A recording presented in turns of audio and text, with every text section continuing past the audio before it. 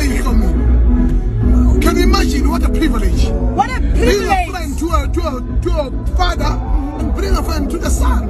Wow! I'm the best man.